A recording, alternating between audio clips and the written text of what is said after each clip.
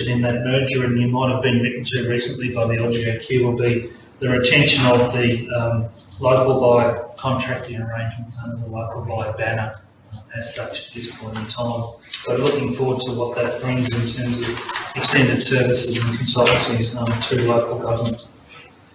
A number of important wellness initiatives have been commenced over recent weeks, and I've given a snapshot of some of those there, particularly in improving our understanding and managing the mental health in the workplace, and that's been particularly addressed through the supervisor level, but also through a program to the employees called Looking After Your Mates, and that's really about trying to make sure that if there are potential for issues to occur in the workplace, that people understand and can gain appreciation for those. There will be further programs pursued through our employee assistance provider, and they've been providing that training to date, particularly in allowing us to be better prepared as an organisation for changing workplaces and the demands of people from day-to-day society. The other point to highlight really is around the LG Sherlock project. That's again an initiative through the LGAQ, which regards establishing a data lake, analytics, and blockchain capability across councils. So really recognising the importance of data and our ability to gain more information to be able to better manage the circumstances that we have across the local government sector, but more importantly in our region and in our council. The only other point to highlight, Mr Mayor, if I could, is the commencement of the confidential disclosure hotline. That's been in response to a range of activities we've been undertaking to improve our fraud and ethical behaviour aspects associated with matters raised through internal audit. That commenced last week. That hotline service is available essentially for internal and external use, and we are yet to receive a disclosure at this point in time through that service. The final point would be obviously there was work done around the complaints processing system for councillor complaints and overhauling the mechanisms in the current legislation. We're yet to see what those new mechanisms might look like, but the report has been out for some months now, and we're still waiting to see any changes in legislation going forward. Other than that, I'm happy to take the report as read, Mr Mayor, and answer questions as needed.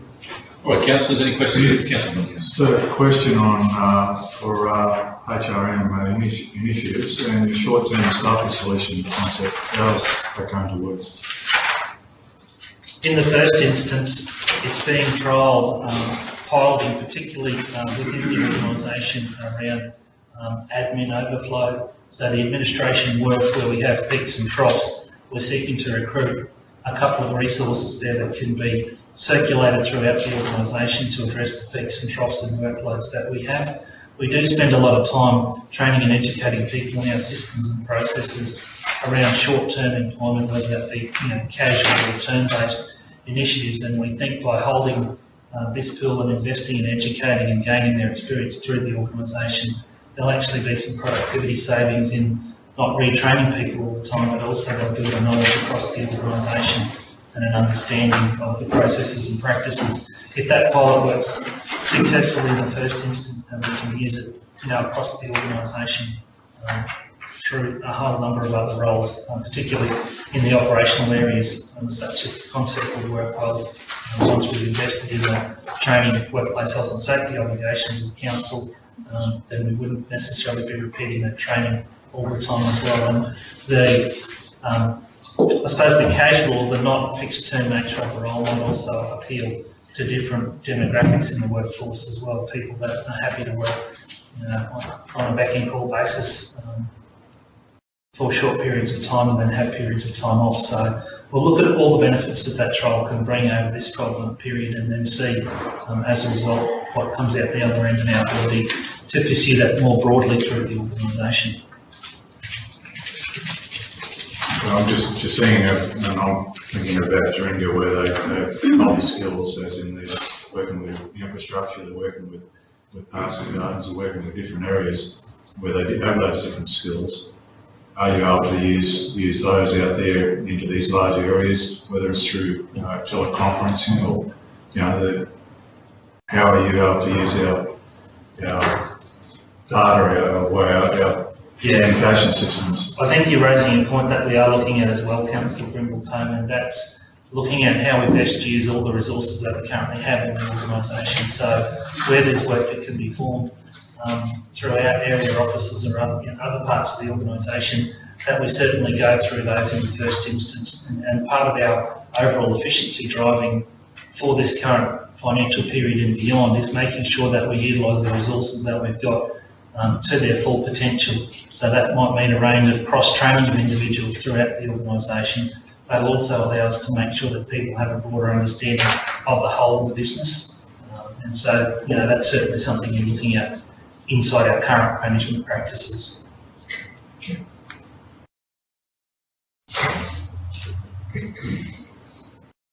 Just a question I might have there, Jason, just with the LG Sherlock, it's saying that 5 partner councils will be selected. Do you know how they're proposed to do it, or is it just the selection of sizes and shapes?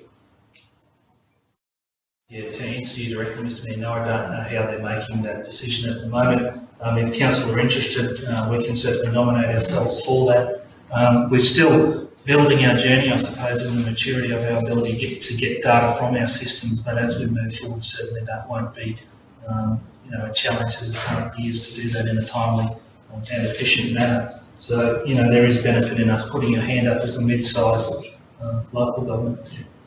Continuing the journey, I suppose, that we've taken already in building our profile in the use of technology across the organisation and across the industry.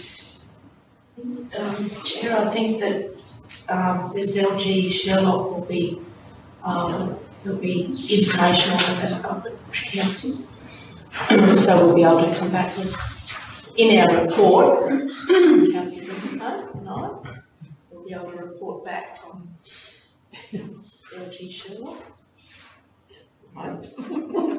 Councillors, any other? Sorry, Just the life app trends that we have a report or something coming.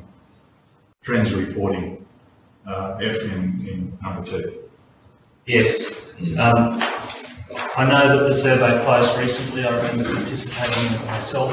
We'll gain those results as at the end of July and try and look at the trend across the last few months and then bring a report back that's meaningful in terms of the issues that it identifies as the most important and perhaps the top 3 to 5 issues that we should address as an organisation. And just the take-up rate of that survey as well, how easy people are finding it. So now that we've got some months of data, it will allow us to better interpret the trends that are inside that information rather than now we only had information for a few months. There should be a series of information there now that will allow us to better analyse and understand the key issues. Through the chair, accidental council, I notice it says discussed verbally at the meeting, so that's the accidental councillor training, yeah. We've placed that on hold until we go through further training in relation to the mental health activities, rather than throw people into, perhaps a role that they're not suited for. We want to better understand what the issues inside the organisation are. We have followed up and got the information coming through in terms of what rolls out from the looking after your mates training. Now it finishes towards the end of this month, and once we are able to identify some of the key issues, then we can better prepare for that training associated with the accidental counsellor and identify key persons in the organisation that we can see who could fulfil those roles. Any other questions, councillors? All good. All right, well, we're going to move on to this second report around workplace health and safety. Just I'll have the opportunity of introducing Clara and Jens. Not introducing them, because people would know that seeing their faces around the place, but certainly an opportunity to be in the board today and participate in this discussion. So I'll be over to Jason. Sorry, Jason. Can I just take a call outside the room? Yes.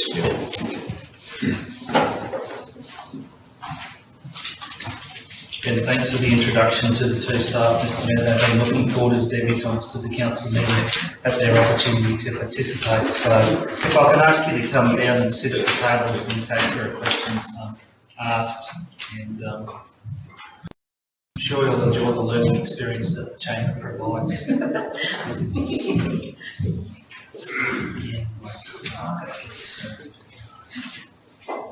Councillors, the workplace health and safety report has two particular focuses, I suppose. And one is around our fire safety obligations and the work that's been done on that to better prepare the organisation in relation to meeting regulations. That work's been coordinated essentially through our organisation, and Clara has been the officer associated with that. Are there any questions on that matter? I won't read through the information that's in that report.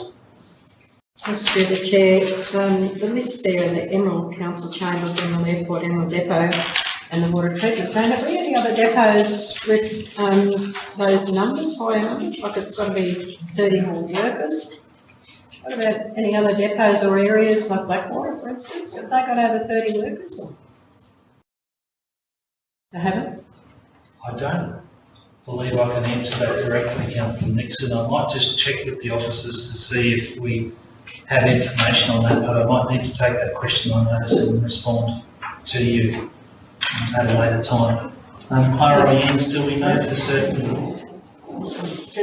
The fire safety legislations has guidelines on what they classify as 30 or 40 workers, and it depends on the number of days that they're actually employed and how many hours that they're actually in that location at any one time.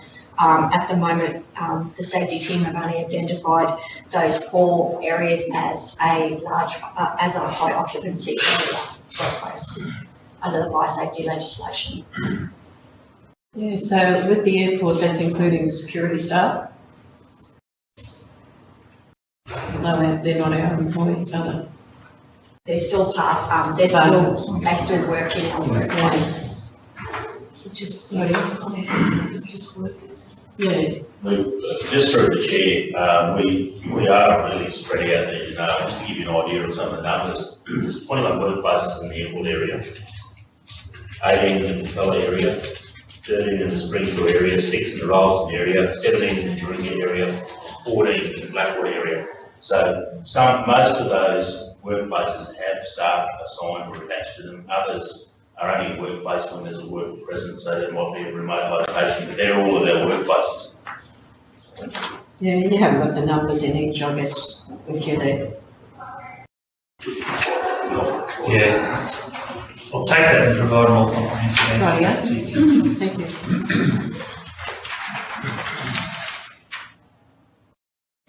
The other matter in that report was the applicability of the drug and alcohol testing to councillors. You can see in there that whilst not specifically excluded, if the area of the office of the CEO was tested and councillors were here on the day, they'd be eligible to participate in that process. I couldn't let this pass without making a comment. I said Scott's looking into that. Through the chair, just we had a talk on this at the Rolleston Coal meeting the other day. They're looking now at different testing methods to pick up ice because it goes out of the system within a very short space of time. Are we changing our methodology too? And are we actually getting the message out there to our people not to present to work under the influence of drugs or alcohol? Because it's a very serious situation that I keep harping about all the time, and I think that we need to keep our workplace safe. I'll start that response and then I'll ask the officers for some further response. We believe in the testing that we have instituted that we are able to capture the use of all of the drugs and substances that are currently underway at the moment in the approach that we're taking. The random sampling of the workplaces will allow us to do that in a fairly thorough manner as well, even though we have quite a large workforce doing work sites at an individual point in time, allow us to focus our energies on the individuals and on those areas.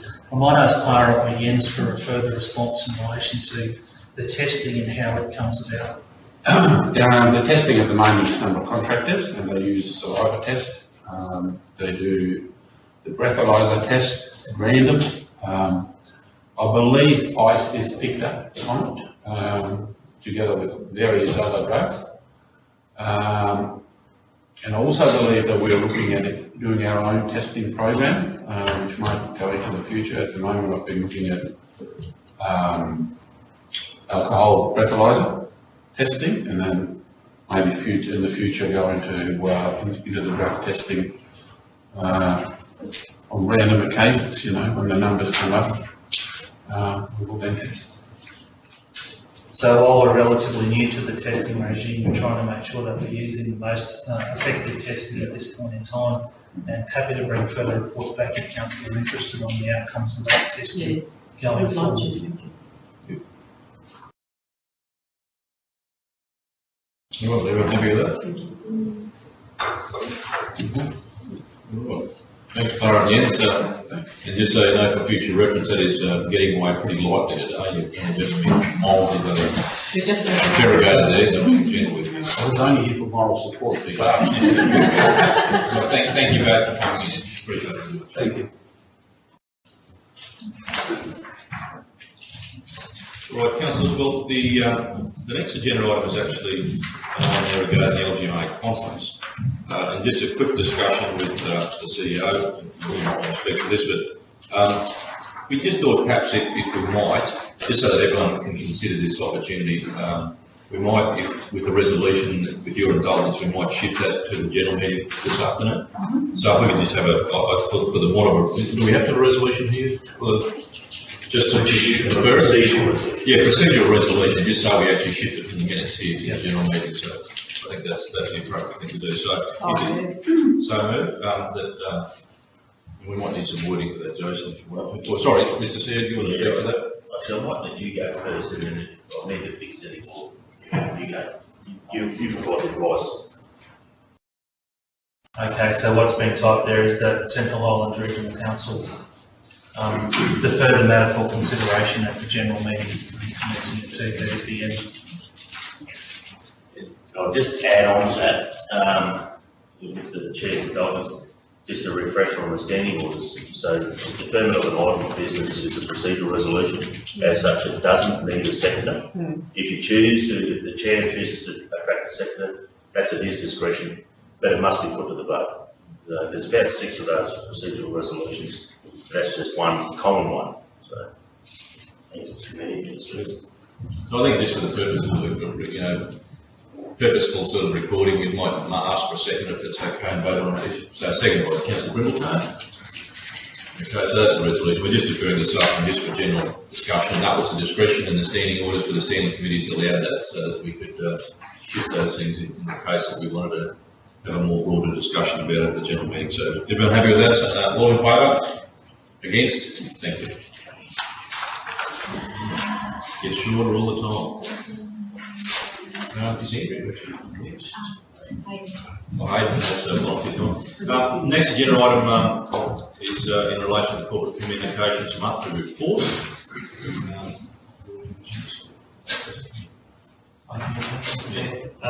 Councillors, you have before you report on the activity for corporate communications for the month of June 2017. I might ask Hayden, as the officer available, to talk to that report on the activity undertaken. Hello everyone. As you know, I haven't delivered our report before, but it's the same as our previous reports. So it goes over our online stats as well as our media releases and media inquiries. As per the social media guidelines, we noticed that a number of posts is reducing at the moment. We're still getting quite good engagement. We're going for quality over quantity in an effort to not spam people at sport online or overwhelm people with too much information. We're getting the good posts out and then getting lots of engagement on those rather than the same engagement from 10 different, not quite as good posts. So would Andrew normally read through the whole thing, or do you guys want to read? Well, that's right. I mean, it's probably more about, you know, the hitting the high points and reflections on, I suppose, the points that might be of interest. And certainly councillors will ask questions there. Okay, yep. So it kicks off with the major projects for the month, which is the signage manual. So a workshop is held with the working group on that on the 22nd, and that will progress to the next stage now. The event strategy workshop with the councillors will happening this week on the 12th. And then there's a community workshop for that on the 13th. The brand refresh that signed off. The corporate plan, so finalised the corporate plan at the end of June. And the media release that went with it, and the budget communications, the social media guidelines that went before yourselves in the council meeting last month. And Andrea has prepared a draft for the advocacy strategy. So the brand refresh was a big highlight for us last month. It was definitely due. Council was due for a refresh on that for a more modern look. We're excited to get all the templates out to staff this week. Cara went along on a sister city trip to Japan. I'm not sure if they were scheduled to present on their trip, but she's written a good, she had a media release last week. So that would have come to your emails. And also the shows June, May. Questions? Yes, just through the chair. With all of that, which is the best way to communicate with the public? That's a good question, Councillor Nixon. The public like their communication in different ways, so we can't focus all our energies into one method because that method might only suit 50% of people, and we want to be able to reach everyone and give them all the same news or the opportunity to receive the updates from council. So which one do you think you get the most reaction from or the most coverage? At the moment it's social media, but it's a moving feast. There might be something different next week that everyone's on, and we need to be across that as well. Social media definitely for the kind of main demographic in our region. We get lots of engagement on there, both good and bad, but at least people are talking about it and know about it rather than going to us, well, I didn't hear about that, or what council trying to slip this kind of. Thank you. Councillor Nixon, I'm supposed to try and provide a little bit more weight to that. Is we can't abandon the traditional ways that we've always used, because there'll still be people that seek the information in that way. I think what Hayden is saying is that there's a greater trend increasing in the use of technology, and so social media and the other medias that are coming forward are also avenues that we need to continue to pursue. So using all the channels that we have available is the best way that we can get our information out to all of the community across the generations that are able to. Yeah, I mean, that's the thing, a lot of elderly haven't got computers, don't go to computers, don't have Facebook. But I just thought that it might show up like who gets the most response back from which media gets the most response, and obviously it is the social media.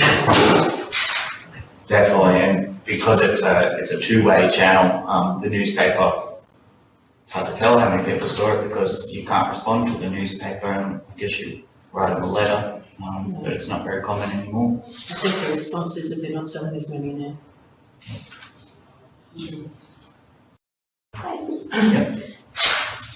In your Facebook insights, likes by source, do we have to understand what feed Kimmel, timeline might change, add for reactive users?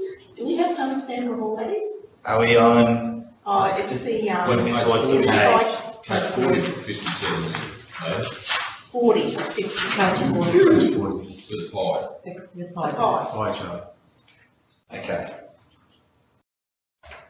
So this is just the different ways that they can view the same thing on Facebook. So on Facebook, your profile is people actually visiting your page. A feed story The feed is the thing, when you log straight into Facebook, you get a feed and it's all the activity of the people that you follow, your friends, the pages, what they've been posting about. I'll go down the list. So on their mobile Facebook, the feed, Himmel, I'd have to look that one up, one of the various ways. That's good. So timeline like chaining, that would be if we were friends on Facebook and you liked something, I might see that even though I don't follow the people that you like, I would see it because you've liked it. Does that make sense? Yeah, that's fine, that's fine, I'm just, it's enough, it's enough. Yeah. I'll have an answer back for you on that one, councillor Rolfe. Don't worry about it too much. And the Hobbit card. That's interesting, on Facebook, 50% of the users are in the female from 18 through to 44 years of age, over 50% Facebook users. Yep. Got nothing else. Would there be any statistics Can't there? comment, that's our audience, that's. No, it's just a comment. Pages you might like, it's pages you might like. Yeah, So okay. it's extra content and data that appears on that page based on your habits. Your behaviour, yeah, and how behaviours, Facebook yeah. would go, oh, Cal loves the game of golf, I'll show And her she's very good at it. So you would like put a lot of like golf. lessons, And- So in terms of just say general trends, Hayden, I mean, numbers of, I suppose traffic, and then certainly the things that are interesting, I mean, it's sort of interesting that the John Gay Bridge, obviously, because it's an interactive part of the community, got a lot of comments. Yeah, and that one because it was causing a disruption to, Yeah. I think it's 10,000 vehicles a day, so that people were tagging their friends that they don't go over that bridge. Yep. And then obviously interesting stories and, responses to different things. And obviously our rating, which is still next to Rockhampton, is pretty significant, an active work project. Yeah, definitely. That one kind of underlines the strategy that we're going for at the moment, because if you have a look at Isaac's page, Isaac posts probably every 2 hours, every single day. They have someone that just sits on Facebook all day. Yet we achieve greater engagement every month than they do with all those posts. Through the chair, Hayden, have you looked at, do you mind if you come? No, I'm not there. No. Ask a question. Have you looked at like, I guess, through that social media, like a sponsorship of, the promotion of, boosting of posts? Yeah. To try and target specific audiences for specific topics, and also the same with, your e-blast, whether, you're looking at a subscriber list, that might be interested in different areas or other geographic, interested in something that's in their region. Yep, we've definitely done something on Facebook, and I'm working closely with Samantha Dean from LGAQ, who was very good in that area, and she's kind of teaching the new ways that we can target people based on. So one of the things we're doing at the moment is called a pixel, and that sits on our website and captures the people that have gone to our events page. And it doesn't give us any information about them, but when they go on Facebook, we can say, hey, if people have visited our events page, they might be interested in this event that we're holding, can you send it to that? And so Facebook can promote that or show it up in their feeds. So that's one of the things we're doing at the moment. We haven't looked at that with our e-news at the moment, as we're just trying to grow our audience currently before we look at dividing it based on content. Councillor, sorry, Councillor McInerney. Yeah, through the chair, just in regards to what I've been under brand refresh, I noticed one vehicle the other day, one of our road trains. I'm not sure whether we've taken on the new truck, and I don't expect you to know, Hayden, but what I saw was the new logo, or the refresh logo, that we've dropped the Central Highlands Regional Council. And around about 600 mil, we've got another sticker, or whatever you call it, the Central Highlands Regional Council on it. So we've taken it from the logo, now we make it bigger and put there. Now, I know it's something that I'm very keeping a close eye on, what where we're spending our bucks, and I just wonder why we're doing things like that. It's more of a, I've got my eye on this sort of thing. So I know there's no answer. I just want to make sure, are we doing it and are we following what we're trying to achieve? I don't know, I don't expect this forum to have. I could shed some light in that we were, for the new branding, to save costs. It wasn't going to instantly be splashed on everything that we owned. It was going to be a slow progression as things worn out or stickers needed replacing. That one could be, I did get the how's my driving stickers redone for fleet. I guess if they have a separate sign, it would be kind of up to the person's discretion on that, but we can definitely look at it. Through you, Mr. Chair, I'll take that on notice, Councillor McIndoe, and find out what's happened to the signage on Fleet.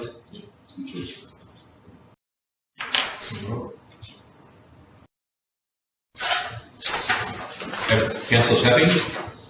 That's pretty comprehensive. Thanks, Hayden. That's some interesting statistics, and probably, like all these things, not what you expect sometimes. And certainly, but I suppose the interesting thing for us is obviously that there is a significant following, and the strategy is obviously still very fluid around making sure we engage well, rather, as you said, through good quality rather than so much quantity. So thank you very much for that.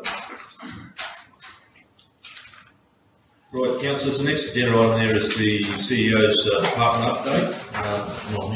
There is Scott, he's up to the big grown-up people's table. Scott, if you could lead us through your executive summary there. Thanks, Mr. Chairman. I'll take the report as read, Council. I'm happy to answer any questions.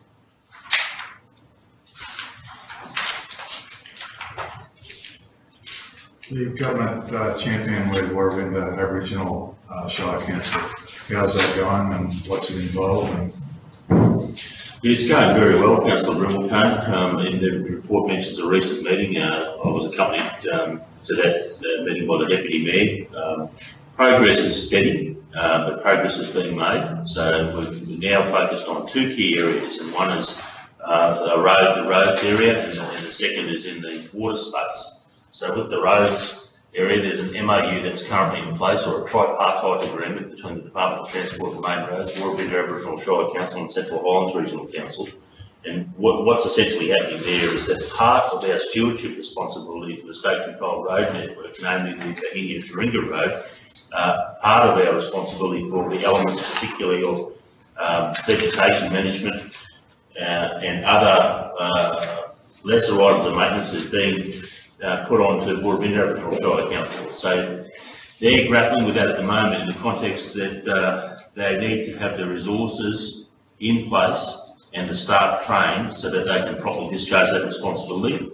The other initiatives include work shadowing, particularly when we're doing rural road maintenance. We're giving their staff an opportunity to operate our motor graders and to learn about different forms of road maintenance, where it's logistically achievable. So the roads that are in reasonably close proximity to Warrawinda Township.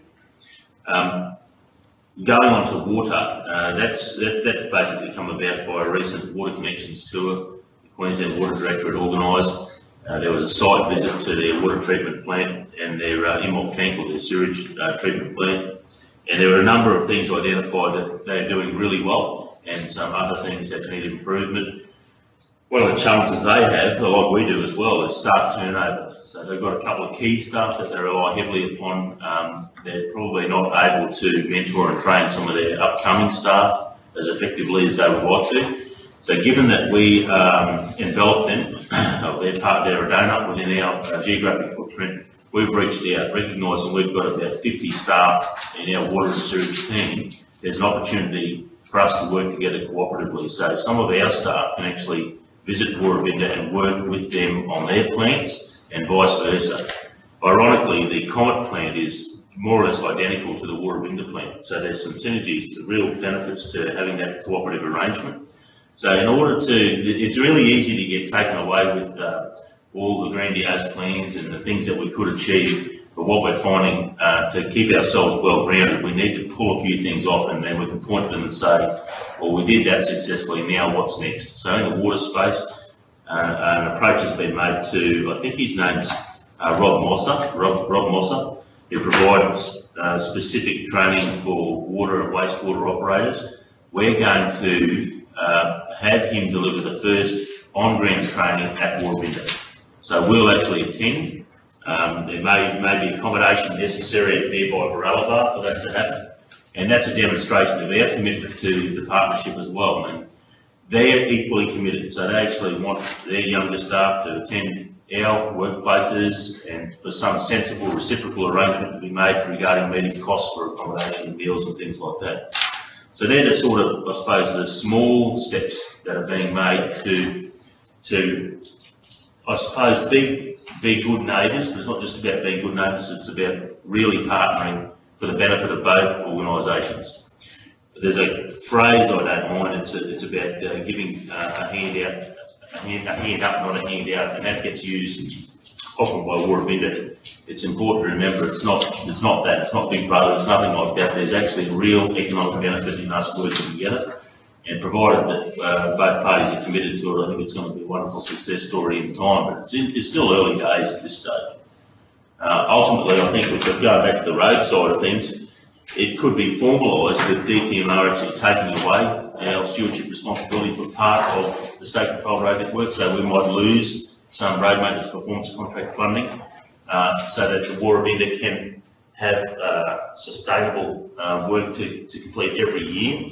And that would be a good thing, because geographically, they're better positioned to do that work than we are once they can get on top of their resources and their training and retain staff. If they can get on top of those things, it'll be a good thing for us. We lose a little bit of responsibility, a little bit of revenue, but the road wins in the end, and that's what we're working towards. The safety net is DTMR, because if things don't work out or Warabinda goes through a situation where they lose their workers, well, it can quickly come back to CHRC, and we've got a good response from Jaringa to be able to do what we've always done. So it's just baby steps. They're trying to get more plant as well, and better quality machinery, but the main impediment is training. And in that herbicide area of vegetation management, there's a Australian Chemical Distribution Certificate, or I think that's what it's called, an ACDC licence. We've offered, because we actually undertake that training for our staff on a regular basis, for them to get in on that action and save some money by attending training that might be rolled out at Emerald, for example. But once they have that accreditation, then they can responsibly apply chemicals and meet that element of responsibility for TMR. So it's going really well. It's a distraction for me, but I think it's an important one. And if we can keep that leadership at the mayors, deputy mayors and CEOs level, and support Gerard and Jason to be part of it, and Peter Manning to be actively involved, and as leaders I think we can step back a bit and leave it to our staff to continually cooperate and surprise us with how this partnership could work. But for now it's intensive in that we've got to continually go to those meetings. You get a little bit frustrated that progress isn't rapid, but if we keep at it, it'll be a success story. Is there a possibility with ranges also, or? Again, and that's, sometimes we've been carried away and talked about other opportunities, but we keep going back to saying, no, stop, let's just focus on pulling this in. We're a lot ahead of us with the roads and the water. Let's work on some little successes there and see where it goes. Right, councillor, any other questions on those, on that key activity summary? You see the letter there, obviously, there were some press releases from the Honourable Fiona Nash in relation to the decentralisation. And Matt Canavan provided a little bit of a direction on what he thought perhaps might have been potentially achievable. So that's why those particular officers are referred to in Scott's correspondence there. So All right, councillor Hogarth. All right, well, we'll have to, any general business before we move into closed session again? All right, so we're going to have another crack at that this afternoon, so we'll have ample opportunity. So, councillor, if someone could move to the closed session, please. Councillor McIndoe, seconded by councillor Riddletone. All in favour? Against? Thank you.